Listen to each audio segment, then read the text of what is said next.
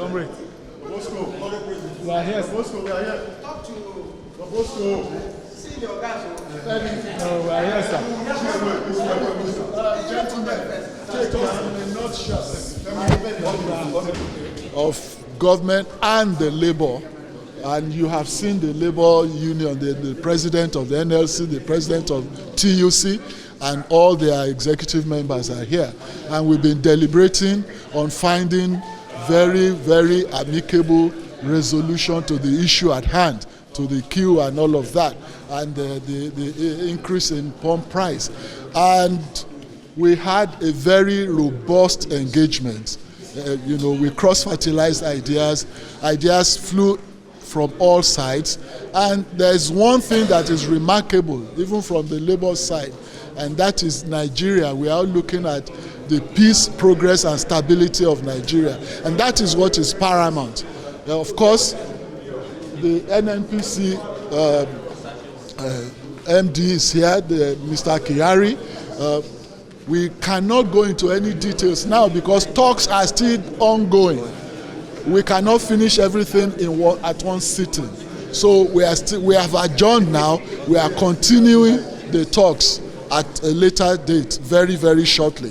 But the point is that talks are ongoing, and it's always better for all sides to keep talking with a view to arriving at a very amicable resolution that will be in the longer term interest of all Nigerians. That is as much as we can say now. Thank you very much. The meaning of deregulation is that it depends on the market force, on the price of crude of today. Tomorrow it could be different. If the price of crude goes up, you know what that means. If the price of crude internationally goes down, it reflects on the price. So it's not. What are you trying to resolve?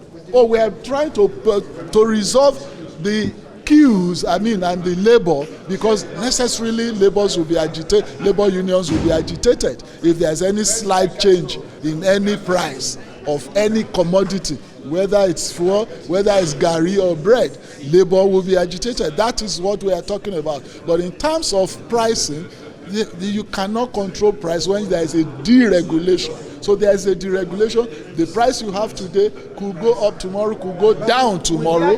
Don't forget. There will be interventions. We're not calling it palliative this around, but there will be interventions, at least so that the impact on the poorest of the poor in the society would be very minimal. That's part of the talks that are going on between government and labor. So that has not been determined yet, the intervention? That's part of the talks going on. And I did say that the talks are going on. We have adjourned today and we are meeting again to conclude. So all of those, the details and specifics of the interventions will then be reeled out when the meetings are over. When is the next meeting? Very, very short. What was communicated to you as the outcome of the meeting? As far as labor is concerned, we didn't have a consensus in this meeting. Is that okay? Are you still going to stand on the fact that they should actually go back to status quo? That's the principle of negotiation. You don't put the partner, ask him to negotiate under gunpoint. What are the prayers of the NLC? The prayers of NLC is that we go back to status quo, negotiate, think of alternatives, and all the effects and how to manage the effects this action is going to have on the people. If it is an action that must take off. Does it mean restoration of subsidy? Well, the subsidy provision has been made up to the end of June. And before then, conscious people, labor, management, government should be able to think of what will happen at the end of June. You don't start it before the time. The original deadline. So why did they make provision up to end of June? No, the original Who's lying? deadline was February 17th. So why is it up to now? That was at the discretion of the last administration. Fine. The last administration made it up to end of June. Why can't we respect the sanctity of even that law that provided for that expenditure up to the end of June?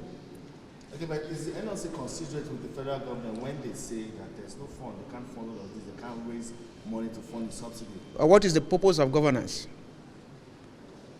What's the purpose of governance? Is it the duty of NLC to raise funds for the government, to collect tax, to sell crude at the international market when the price of crude is going high?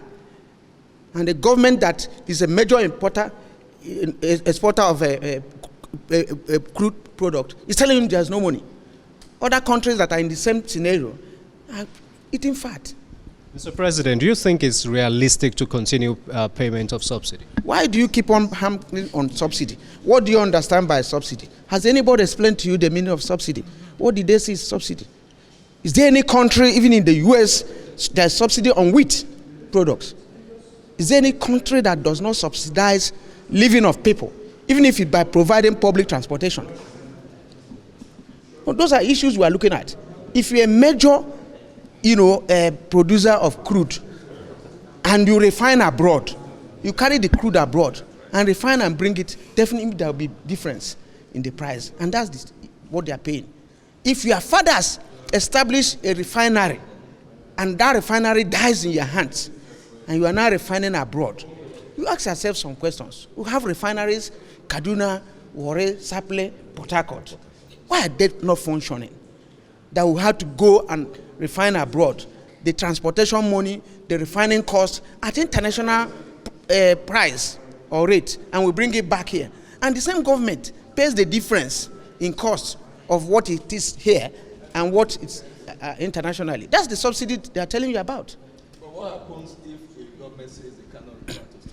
You are still talking in the sense of in the state of dictatorship. What will happen if this is said? It's not all about conversation. It's not democratic way.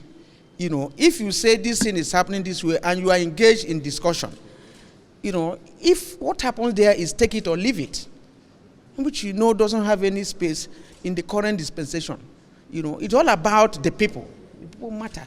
If they say, this is the project you are bringing, you are removing subsidy, you have been spending money for this difference. Remember 2011, we were here, this compound, and we agreed on some principles.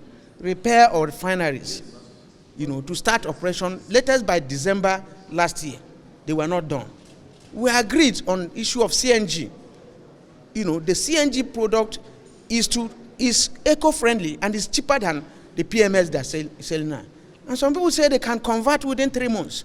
If we have done all these things, what will you be calling subsidy? The Dangote refinery is there to be producing. If any of these refineries are producing, we won't have all this challenge we're having today. That's the language of labor. Now, will anybody increase their salary by 300% with what has happened now? This question is going to come to the basics as of today. Transportation has gone beyond that. I don't know what they're paying you, but you cannot, it's not enough for your transportation. That's what we are saying. It's not because there is any dogma on subsidy. No, but we should converse in a free environment and atmosphere and arrive. If we agree for a meeting by 2 today, and in the morning, you come out with price modulation. How can you fix price in a deregulated market? If you are talking of deregulation in the classical sense of it, it has to be determined by market forces. What I buy, I sell. But by the time you now dictate the prices, this amount. Now what is happening? Is that deregulation? But that was just NNPC's price. They didn't dictate to other independent marketers. So which other are the marketers? We haven't seen other prices yet. Which are the marketers? Which are the sole importers of this product? Who are the other marketers? So my colleague will have a lot to tell you guys. You guys don't sound optimistic about this.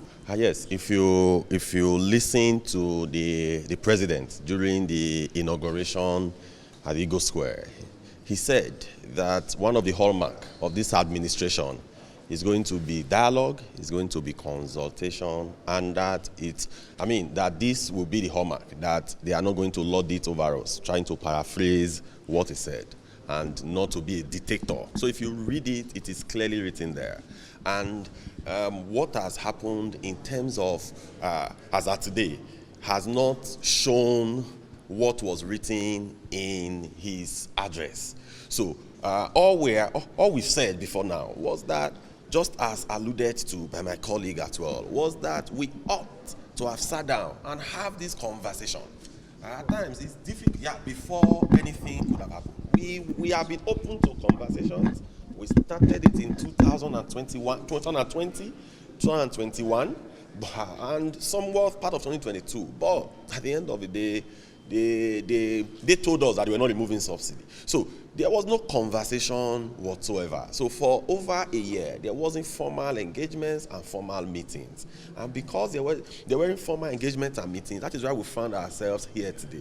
If we had met before now, we could have proposed a lot of things. Just as the CNG has said, we have experts in our midst who could have proffered some solutions on even the CNG, how it could be done faster, what are the things that could be, because our own is how do we protect the Nigerian workforce. So it is not about grandstanding, but it's just about how do we protect the workforce. So for us, clearly we have stated in the meeting today that let status quo ante remain, why we go back, have conversations with our principals, because the workers are clearly our principals. So we'll go back and have conversations with them. Then after the conversation, then we'll reconvene again and have some further discussion. But we hope that day as well, we will reverse back to status quo ante. Well, you were speaking with the federal government on the 800 million palliative. What was the conclusion about? So there is nothing that has been concluded. That is why we are reconvening. So there was nothing that was concluded. So that is why we will reconvene again. So we still stand by fuel at the rate of 537. Status quo ante. So when you go it, you get the meaning clearly. So okay. thank you. Party.